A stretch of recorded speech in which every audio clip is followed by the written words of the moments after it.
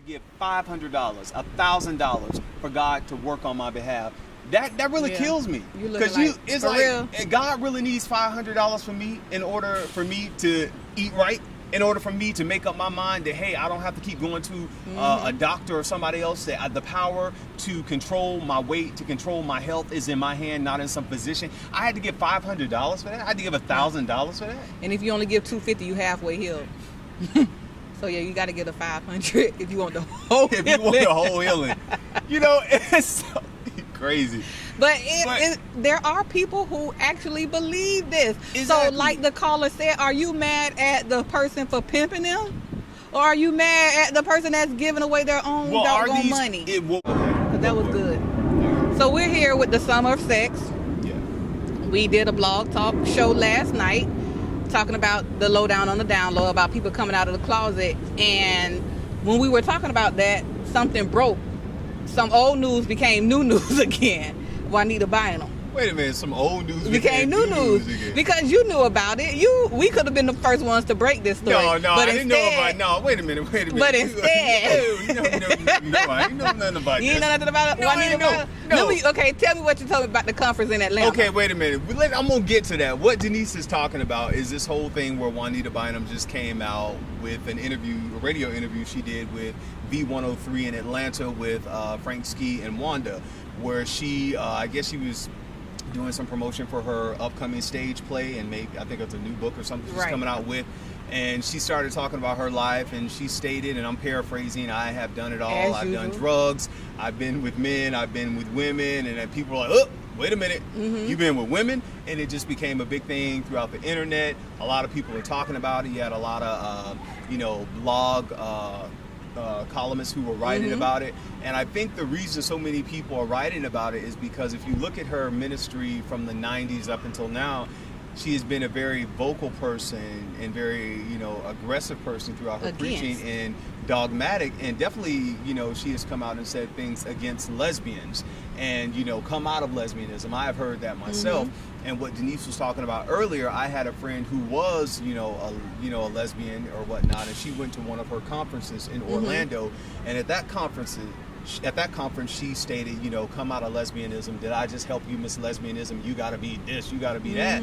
And giving no kind of clue or any kind of testimony that she at that time had been with women or whatnot. And so I was thinking about my friend who went to her conference when this came about, because she was a person who was in church knowing that she wanted to be with women, and followed Juanita Bynum's ministry. Now Juanita Bynum comes out with this, and it's like... Now, going back to the time when your friend was in Orlando, how did she feel when she left the conference? Did she feel empowered, or did she feel like a piece of crap because the person was telling you to come out of all this stuff and damning you and sending you to hell, and then now, years later, you come out to let me know, hey, I was doing the same thing. When I left from telling you to go to hell, I went to to my hotel room.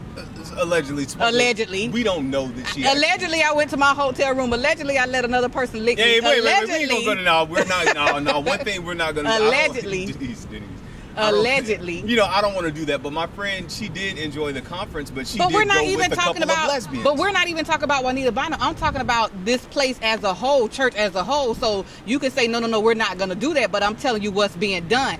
People are sending people to hell, and they have those same type of demons inside of them, and instead of coming out and trying to get help, they want to put it on everybody else. Or if that is a demon, is it a demon to be a lesbian or a gay? I mean, because what I have seen in churches, and I've been in churches all my life. Not calling that a demon. I'm talking about just things that they're dealing with inside. Other than that, but they still make you feel bad for what it is you're doing. Yeah. So you go to church and you come out not feeling feeling whole. Yeah, not feeling whole. Beaten down, especially if you're a person who is a lesbian, and that'll turn you away. Or gay, and you have this pastor stating, you going to hell, this is going to happen to you. What is that doing to your spirit when you know within your being yourself that you are a gay man, a lesbian woman, or you are a person who have had these issues, and you're sitting here and this person is condemning you, and yet they come out some years later just to get a damn stage play up and going. So now you're broken, issues. But they're far from being broke because they're going to make money off of this.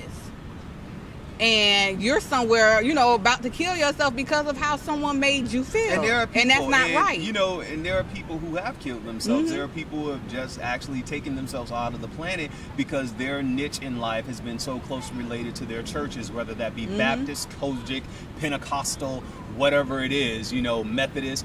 And, you know, these people who they've considered family, they take what these people say at Mm-hmm. heart. So it's like, well, if my family going against me and I know this is what I Yeah. feel, then let me go ahead and marry this Yeah. woman, even though I know I really don't like Mhm. women. Let me go ahead and marry this And man, then- even though I know I don't want to be with him, And just to then please the live church. most of your life down here in hell trying to get to heaven. Yeah.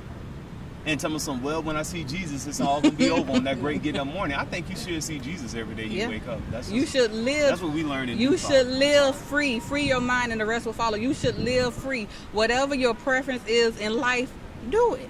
But my thing is that, you know, like I stated, in my earlier years, you know, involved in evangelical, you Yeah. know, Your stuff. shouting years. Yeah. You'll catch the Holy Ghost running Yeah, down the yeah. church out. Hey, and I don't regret none of that. I That bet was you don't. It, But the people who yeah. told you stepped on and backs you broke trying to catch you, I bet they do, but you shouldn't. But look, anyway, but I did follow Juanita Bynum's ministry, and I believe she is a woman who has a gift to speak and to help people. But as a person who has seen her preach, you know, in person, I can definitely say when people make allegations or say, is this mind control or different things like this, I'm one of those people now who believe that a lot of this stuff is within religion and stuff like that, and churches is mind control to control people. Give me all your money. Give me all of this. Give me this right here. And, you know, somebody had stated on our Blog Talk radio show last night, you know, do they feel bad about taking these senior citizens Social Security checks? Mm-hmm. You know, do they feel these people are on fixed incomes when they say, you know, give this, give that, and they're going vacationing out in Dubai and your over life's Las about to be Vegas turned off because you paid your tithes trying to follow what they and told then when you. you go to the church and ask for help, nobody They don't have it. Yeah, exactly. So my thing is, like, I got out of all of that. And, you know, Juanita Bynum did come to the church that I attended 3 years ago, and it was a good event. You know, during that time she was there, that's when I decided to become a vegetarian. I've been a vegetarian 3 years, so it's been about 3 years ago when she came. What made you change your mind? What made me change my mind, honestly?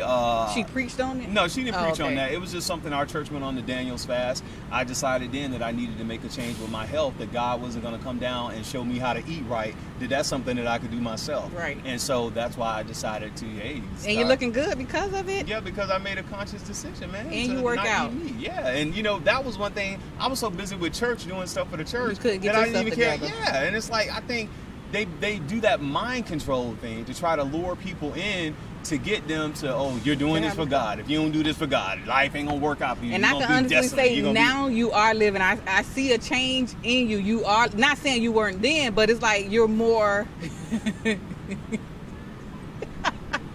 No, I'm saying you're more outgoing. You're more free. It feels like a weight. Not only did the weight come off, but it feels like a weight has been also lifted. I'm trying to go somewhere with this and compliment them, but it So doesn't you seem saying like it. I feel I'm lighter?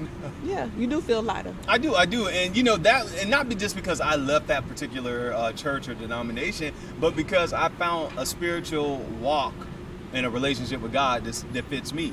It's not the evangelical movement. It's something totally different from that, and it works for me. Mm-hmm. It may not work for everyone else, and you know, trust me. Yeah, my we're not parents telling you to go to are church kicking and themselves because I cuss grew your up- pastor out and say, no, we're not but saying then we that. have to look at stuff like this when we talk about the Juanita Bynum incident. Remember some years ago, not even years ago, when people were coming into church shooting, and people were like, "What the heck? Why are you coming to church?" That had never been. That is like that was unheard of. But when you have people who feel like they've been hoodwinked, or you know, feel like they put everything into this church, and they and feel the church like you can't even lied give them to a me. dollar. Right? It'll make you it's go like, slap it'll off. make you go crazy, and that's why I don't believe putting all your. I think you need to learn about your relationship with God and your creator yourself. And like what our caller said last night too, he's not blaming the pastors and the preachers anymore. More, he's talking about the people that's following that doesn't have sense enough to know. Not saying all churches are bad and all are good, but don't have the sense enough to know. Okay, let me do this for myself. Let me be strong enough to believe in what I need to believe in.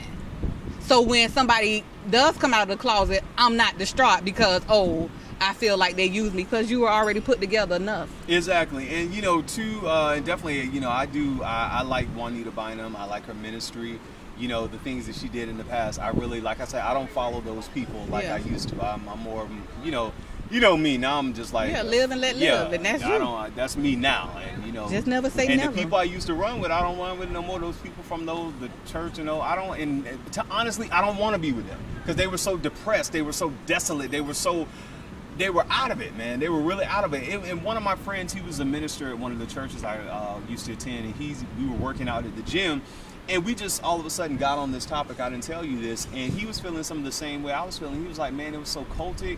People were always talking about they were depressed and all this kind of stuff. And it was like, and that stuff you know, will start come weighing here. on you if you're not strong and then enough. you like, man, I'm feeling depressed too. Everybody in here mean. I'm mean too. Everybody here overweight. Man, what's going on with me? You know, it's like, I can't do it. No. So I left that particular thing, and I found something that works for me, and it teaches me to work on myself and my relationship with God and leave people alone.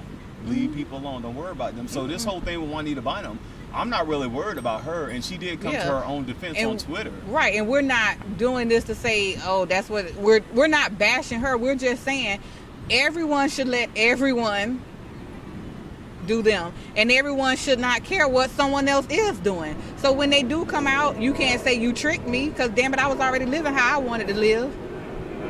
I'm working on Denise with the cursing, y'all. She did not. No, I agree with that. I agree with that totally. And I think we were talking on our Blog Talk radio show last night. We had, you know, a listener call in, and what I heard from him was a lot of hurt, because he dealt with a lot of stuff in the church, and he basically said there are tons of people in the church. There are tons of, you know. But not only dealt with, he said he did some things too as well. Yeah, he did say he was a part of the hoodwinking some of the people to make them give money, to make them do this. Now I give my tithe and stuff like that. But when it comes to, you know, people, and, you know, I must say, I've been in, Lord, man, help me. I've been in some of these conferences where people say, you know, you're looking for a healing for HIV, you're looking for a healing of cancer, of a breast, you know, a lump on your breast, give, and, you know, God will do this, and, you know, you'll get this removed. And we're going to do a show on you know, is the Bible relevant today? Who wrote the Bible? All that kind of stuff. We're going to do that when we go to New York. But I just, you know, hearing people say that I have to give $500, $1,000 for God to work on my behalf, that really kills me. Because it's like, real. God really needs $500 from me in order for me to eat right, in order for me to make up my mind that, hey, I don't have to keep going to a doctor or somebody else, that the power to control my weight, to control my health is in my hand, not in some physician. I had to give $500 for that. I had to give $1,000 for that. And if you only give $250, you halfway healed. So yeah, you got to get a $500 if you want the whole healing. If you want the whole healing. You know, it's so crazy. But there are people who actually believe this. Exactly. So like the caller said, are you mad at the person for pimping them?